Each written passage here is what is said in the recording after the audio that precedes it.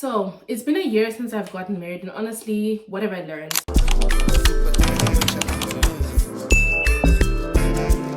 I'm just gonna jump into it. What's the point of hiding around him? That's what you came here for. Okay, so what I've learned in the year about marriage, honestly, is that every marriage is different and every marriage is unique. And all the work that we did before we got married actually really paid off in carrying us through this year. This year has not been easy for both of us in our personal lives.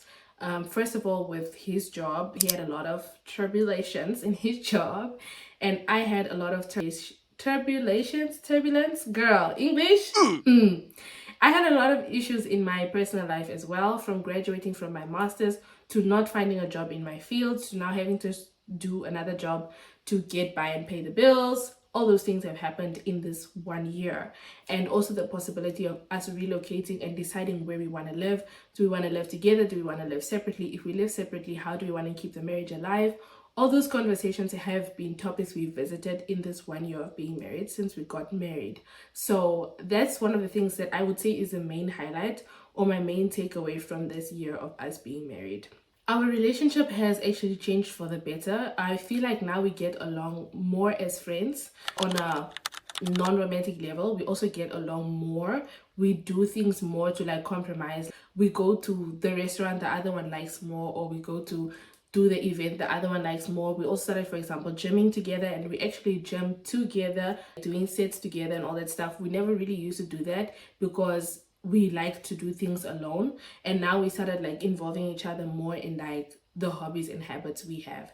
And we also compromised like way more than we did before we got married. I don't know if that makes sense. We were both a little bit hard-headed and it was always like a bit of a push and pull, but now I feel like we're basically just coming closer together and doing things more and better, and yeah, just on a real level. He's even involving himself in my TikToks now, or he'll be on live talking to the people on TikTok live. He never used to be like that, but now he's just like organically involving himself in my life and my interests and my hobbies, and like, you know, he's not that upset when I make a video when we go out to eat or whatever. He's okay with it now. He's not like, oh babe, this is our private time together. He's cool with it now. He sometimes even says like funny things in the TikTok because he knows it's gonna get me the views. He's really love that. In terms of communicating, I also feel like the work that we did in like premarital counseling and just individual therapy, it has really helped us because we've had a lot of disagreements, but we've been quickly able to resolve them. And a lot of things would just be like, for my end, I think my main recurring theme is like spending time together and him being on that PS5 all the time. Ever since I bought him that PS5, you can also go watch that video. Like, I low-key feel like I shouldn't have gotten it for him, but he was just so sad. Like, you guys should have seen my husband before he got that PS5. He was so sad every day. He would like watch videos on his phone because he had a laptop, but he wouldn't watch videos on the laptop. He would just watch it on his phone because his PS5 was broken. And he was like, yeah, watching it on the laptop is not so nice because he has to put the laptop on his lap or on the sofa, and he just doesn't really like it. And then, so I was just like, oh, let me get the PS for him because I think it was also on sale at the time. And I was like, come on, now is my chance. And there was like this whole trend on TikTok of girlfriends and wives buying their husband's PS5, and he would always show me like the reactions of the other guys, like, babe, look. So I was like, let me also just join, and to my own demise, but like he still makes time with me. We'd watch a video together. We started watching series together. We do a lot together. We are more getting closer and closer, and we are not really so obsessed with our personal space or like individual time, because now we understand we get individual time anyways. Now, for example, he's working the night shift, I'm alone and I'm making videos.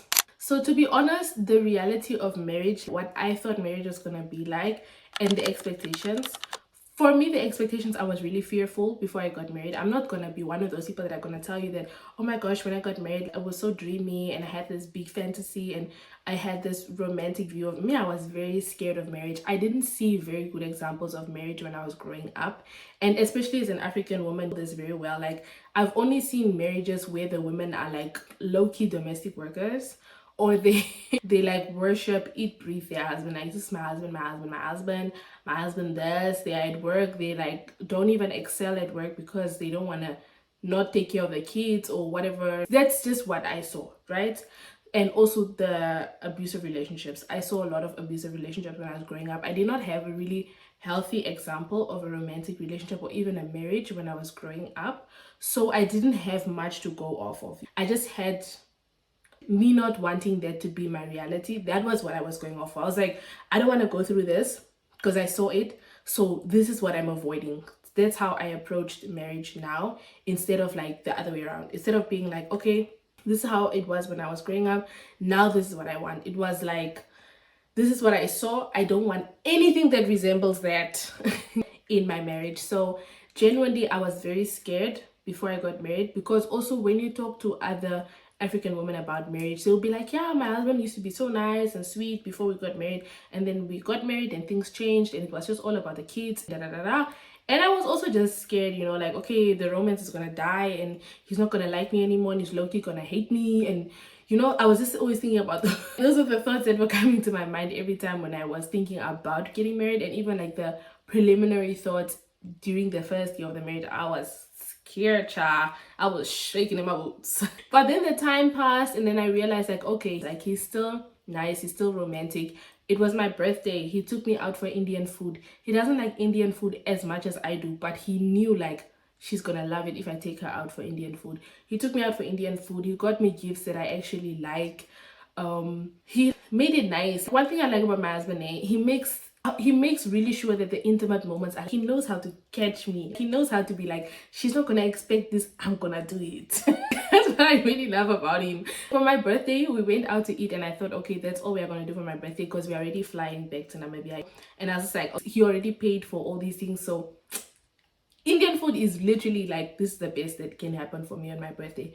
That's what I thought. So we get home and then he was like, hey, do you want to go take a nap with me? And I was like, no, I don't want to take a nap. I want to watch Netflix. My birthday is my day off. I fell asleep on the sofa, guys. I'm getting old. After I fell asleep on the sofa, I woke up because he came downstairs. He was like, hi, boo, she can possibly not be watching TV this whole time.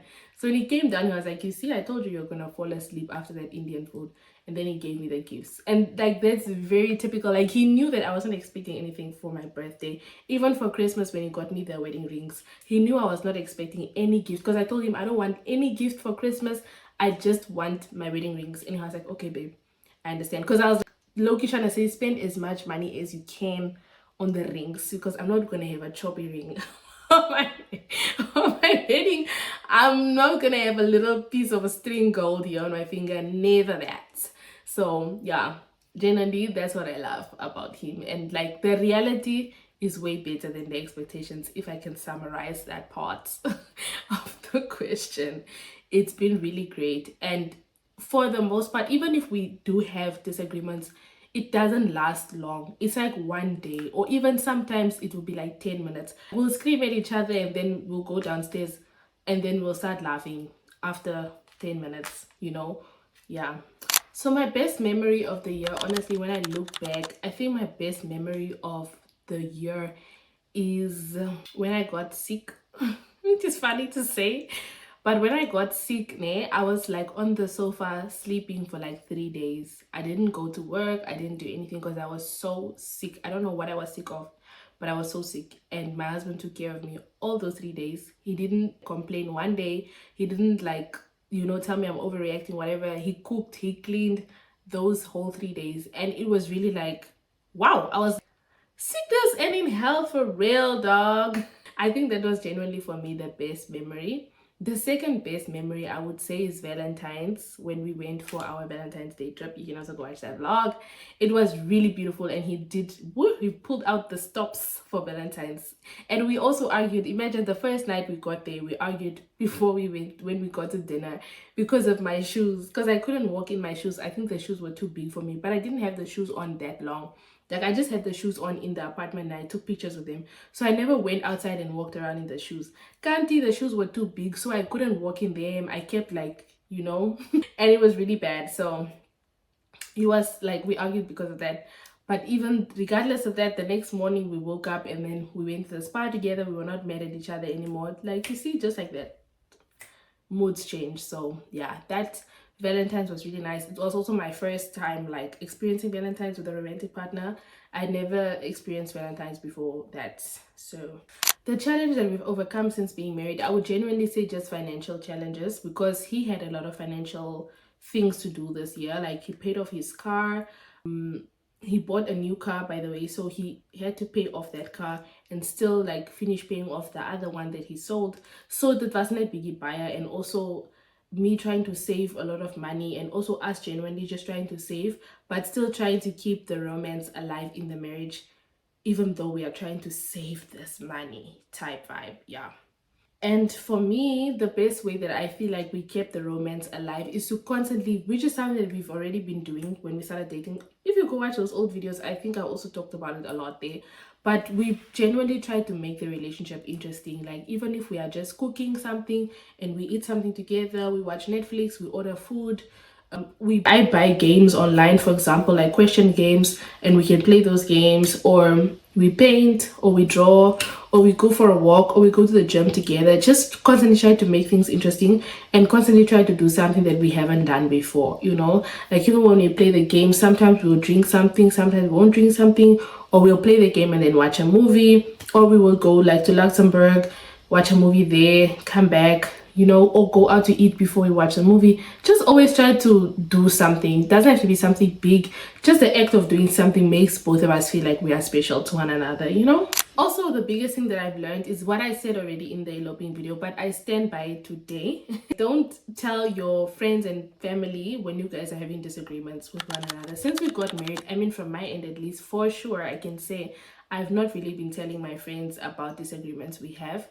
I just keep quiet about it and resolve it with him, because I also feel like you really just invite too much external noise in your marriage, and you can't be asking your single friends for advice if you are married. And I'm not trying to say now married people mustn't talk to single people or something. I'm just saying your single friends are single. They are used to living a single life. They don't really need a romantic partner. They don't have a romantic partner. Some of them probably don't even have the need to have a romantic partner. So now you are in this eternal commitment with someone, and you're asking someone who has no intention of being in a relationship for relationship advice. Come on. Come on. Come on. No, you make sense. What's not clicking, Stephen? What's not clicking? Exactly. So genuinely just keep it to yourselves. Keep it to yourselves. And also when it comes to social media, I have a lot of boundaries on what you post and what you share. Even with my channel, like, I don't post a lot about my husband or about my marriage. If he's in the video, he's in the video. But I don't make that like intentional effort to have him in my content all the time, because I think also that now starts making your relationship or your marriage performative, because now you're like, do this for the viewers, do that for the viewers. And some things, like, sometimes maybe your husband will make a joke or something, and now everyone in the comments are like, says he hates you, oh my gosh, she really hates her, may this love never find me. And just like that, you're starting to build insecurities about your marriage, which you never would have had if you didn't post so much about it. Keep it private but not a secret, basically. So then when it comes to eloping, I don't really regret my decision. I'm gonna be very honest with you. So the hardest adjustment since we got married is just the idea that like we'll have to be together forever. I feel like both of us are a little bit scared by that idea, and also like the how we are going to merge our personal lives and like our personal routines with one another. The other day we were on TikTok live, or I was on TikTok live, and he joined the live basically, or he was just standing there in the camera. And one of the questions were like, oh, I said like, you see, you, because he came from the gym and he wanted to go take a shower, but I just finished cooking when he came back from the gym. So I was like, are you gonna shower first and then eat, or are you gonna eat first and then go shower? And he was like, no, I'm gonna shower first and I'm gonna come back and eat. And I was like, you always want to eat alone. What if we have kids? We'll have to eat together. We'll have to have a routine. You can't just eat whenever you want to eat. We'll have to have a routine for the kids at least, you know? Like, for me, I don't really care. Like, I could have waited for him to come out of the shower, but I felt like him saying he wants to shower first and eat was already him trying to say like, I want to eat alone, if that makes sense. So I was like, but when we have kids now, what are we gonna do? Because we have to sit and eat together, because I'm not gonna be eating alone and feeding all the kids and yara. I was like, mal. So he was like, yeah, but that's like, you know. So for him now, it was something again to think about and just really consider the severity of having children, even, and having to change our routine like that. So things like that I feel like have been a difficult adjustment. And also for him, he's someone who really likes his alone time and his space, and for me, I want to be with him all the time. So that's something that we are both trying to like find the balance, that I don't feel too neglected, but he also doesn't feel overwhelmed and suffocated. That makes sense. Yeah. One thing that genuinely surprised me about being married is that people are not putting in as much effort as they say in their marriages. I really feel like people are just like expecting things to work on its own. They're expecting the marriage to be fun on its own, to be interesting on its own, to be exciting on its own. They think, okay, I'm gonna get married, I'm gonna do the ceremony, and then everything is just gonna fall into place and it's gonna be the way that I want it to be. But you have to be a little bit intentional. Not to say now you have to overwork yourself, but you just have to be a little bit intentional. You know, like I feel like small things that my husband does, for example, that really makes me feel loved. He changes the toothbrushes. He's always buying the groceries. He's always refilling things. If he sees the toilet paper is empty, he puts a new toilet paper there. If he sees that there is no bleach, he buys bleach. If he sees that the fridge is empty, he's going to buy groceries. He's going to buy me the snacks that I like. If I mention, oh, I like this new snack, he's going to buy me the new snack. So just those small things, I feel like those are things that continuously show me that, okay, he loves me and he's paying attention to the interests that I have and the things that I like. If I mention a TV show I wanted to watch, he'll wait for me so we can watch the TV show together. Those kind of things, you know, like this small that really build up to amazing love. In terms of disagreements and tough days, I feel like I learned to give him space. I learned to give him like a few days or a day, whatever he needs, to calm down, collect himself, and talk to me about things. I also had to really reassure my husband. I don't know if any other woman has noticed this, but I feel like women have a tendency, especially like I saw this with my mom, for example. My mom, if you lose something, let's say you lost your phone, right? Every time my mom gets mad at you, she's gonna bring up the fact that you lost your phone. Or you failed at school, she's gonna bring up the fact that you failed at school. And I feel like a lot of men, when they grow up with this constant experience and this constant reminder of mistakes that they make. So they don't really be vulnerable with you about their feelings, because they're like, oh, she's gonna throw it back in my face. She's gonna be like, yeah, that's why this and this happened, or that's why your mom doesn't love you, or whatever it is that they confided in you about. And I think a lot of women have a tendency to do that, I'm not gonna lie. And I really had to reassure my husband that, like, hey, whatever you tell me, I'm not gonna use it against you. I'm gonna listen to you and I'm gonna take that into consideration next time when I want to crash out, but I'm not going to use it against you. And I think in your relationship, if you can reassure each other that like whatever you say will not be held against you, then yeah, you're going to have more vulnerable moments and you're going to be able to go through the tough days more. Like my husband even started saying, I'm overwhelmed. And I'm like, where did you learn this word? But he even started saying, babe, I'm overwhelmed. Not right now. I'm overwhelmed. And I'm like, okay. Peer poo. When I really think about it, if I could turn back the hands of time and do it again, would I do it? Yeah. I was an employee. And I'll do anything for a check. To be like, hi guys, so da-da-da-da. Yes, I did that. And you would do it too for a check. I was an employee. And I was going to get employee of the month. And that's on period. I think that's what she said. I don't know what she said, but I would do it again. I love the fact that we eloped, and I love the fact that we made that decision, because honestly, I realized that a lot of these familial events, especially when you are Black, you are the one that is paying for everything. You want to get married, you and your husband are going to be the ones. You, your husband, and your parents, 4 parents, if they are even all alive, you are all going to be the ones contributing financially to that event. You guys are going to be the ones putting yourselves in debt to entertain other people, when you could just simply go to court. I bought my dress on Shein for 17 euros. I had my braids from Namibia. Did I have my braids from Namibia, or who did my braids? I don't remember. I had my braids from Namibia. We got married just like that. I did my own makeup and we went to the court and we just got married. We didn't even have a photographer at the wedding. I didn't even think about that. But I genuinely, it's okay. We have one picture that we took outside of the court, and it's also, for me, it's enough. For me, it's enough. I'm so happy that I'm doing things the way that I wanted to do it. I am enjoying myself here. I love it here. I'm happy where I am.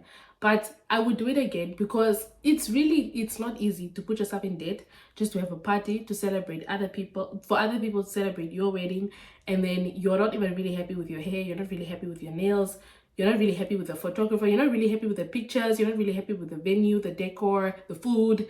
People are still coming and complaining while you spend all this money. It's just putting too much of a sour taste on your special day. And yeah, I think I would definitely do it again. Now we are going to have like a welcoming ceremony, and even with this welcoming ceremony, I'm not meaning to put anyone on blast, but nobody has volunteered to assist us financially with the planning and execution of this event. I was supposed to do the planning with my aunt, whose idea it was to even host this event originally, And I don't really feel like my aunt was like really on hands on deck there. I kind of feel like I was a little bit left to handle it myself. Nichts dagegen ist halt so manchmal, aber ja, at the end of the day, if you are black, you must expect that.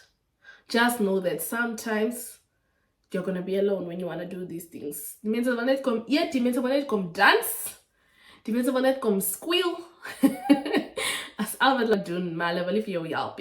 That's what I'm learning now. So I would definitely do it exactly the way that I did it. I love the way that I did it, and I love the fact that now we are just happy. We are happy, we are enjoying ourselves, we are taking life one day at a time, coming up with our plans for our future one day at a time, handling each obstacle, whether personal or joint, together on our own time. So if you want to elope, especially if you are a foreign national, if you're not from Germany, genuinely I would advise you to inform yourself on getting married.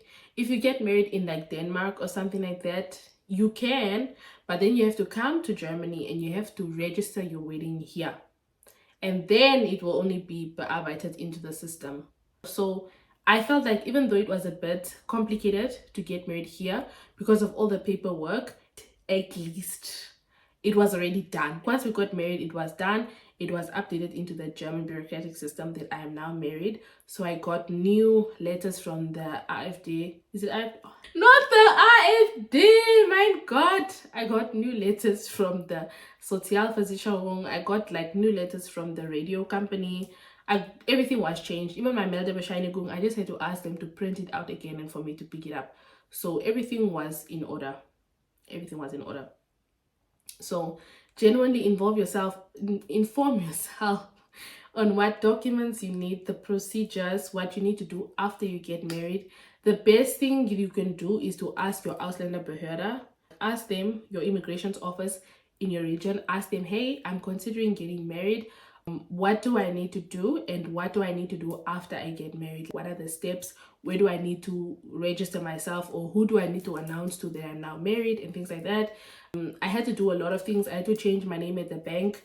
I had to change my name I still have to change my name at the health insurance. I had to change my name on my passport. I had to change everything. So you have to change all those things. The best thing that I would recommend is get married, go back to your home country, go change your name and everything with a marriage license, come back, and then you do everything with your new passport, new Aufenthaltstitel, all that stuff. You can even do the new Aufenthaltstitel beantrag before you leave for back home. Do you know what I mean? Like you make a new appointment to change your surname for, let me say, by the time you come back from your home country.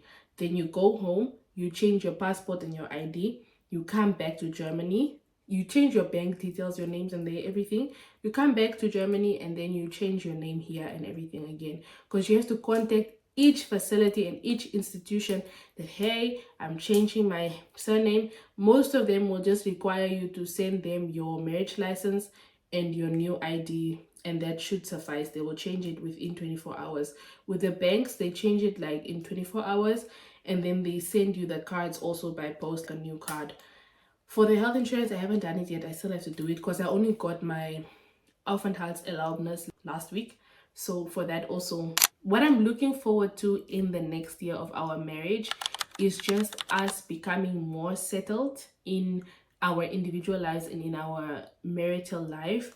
I really just wish more than anything for myself to finally find a plan or like a route in which I want to go in my life so that I can also be more contributive.